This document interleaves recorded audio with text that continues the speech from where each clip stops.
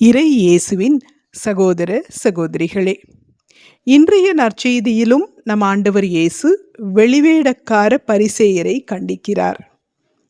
மத்தேயு நற்செய்தியில் மட்டும் 7 முறை வெளிவேடக்காரர் என்ற வார்த்தையை இயேசு உச்சரிக்கிறார்.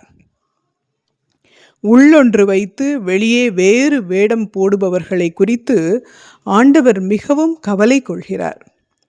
மனிதர்களுடைய பலவீனத்தை, குறைபாடுகளை கூட ஆண்டவர் பெரிதுபடுத்துவதில்லை. பாவிகளையும் அவர் மன்னித்து அரவணைக்கிறார். ஆனால் வெளிவேடக்காரரை மட்டும் அவர் பொறுத்து கொள்வதில்லை. ஏனெனில் உள்ளே ஒன்று வைத்து கொண்டு வெளியே வேறொன்று காட்டும் ஒரு பிளவுபட்ட மனது தனது குற்றங்களை உணர்ந்து திருந்துவதில்லை. அப்படிப்பட்ட மனதால் கடவுளிடம் உண்மையான உறவு கொள்ள முடியாது. அதனாலேயே ஆண்டவர் இயேசு வெளிவேடத்தை வெறுக்கிறார். அதற்கு மாற்றாக நேர்மை, நம்பகத்தன்மை, உண்மை இவைதான் நம்மில் இருக்க வேண்டும் என்று அவர் விரும்புகிறார். நமது வெளிப்புறத்தை அலங்கரித்து அழகாக காட்ட விரும்புவதைப் போல உட்புறத்திலும், அதாவது மனதளவிலும் நாம் தூய்மையானவர்களாக, அழகானவர்களாக இருக்க வேண்டும் என்பதே அவரது எதிர்பார்ப்பு.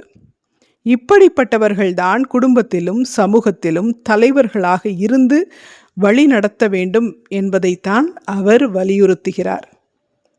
புறம்பே அழகாக தோற்றமளிக்கும் வெள்ளை அடிக்கப்பட்ட கல்லறைகளுக்கு உள்ளே இறந்தவர்களின் எலும்புகளும் எல்லா வகையான அழுக்குகளும் நிறைந்திருப்பது போல வெளிவேடக்காரர்கள் வெளியே மக்களுக்கு நேர்மையாளராக தோற்றமளிக்கிறார்கள். ஆனால் உள்ளேயோ போலித்தனமும் நெறிகேடும் நிறைந்தவர்களாய் இருக்கிறார்கள் என்பதை ஆண்டவர் உரக்கச் சொல்கிறார். வெளிவேடம் போடுபவர்களை ஆண்டவர் எவ்வளவு தூரம் கண்டனம் செய்கிறார் என்பதை ஆழமாக உணர்ந்து நம்மையே நாம் ஆராய்ந்து பார்ப்போம். ஆண்டவருக்கு விருப்பமில்லாத எந்த ஒரு விஷயமும் நம் வாழ்வில் இராதபடி கருத்தாய் இருப்போம். இன்றைய இறை வார்த்தைக்காக இயேசுவுக்கு நன்றி.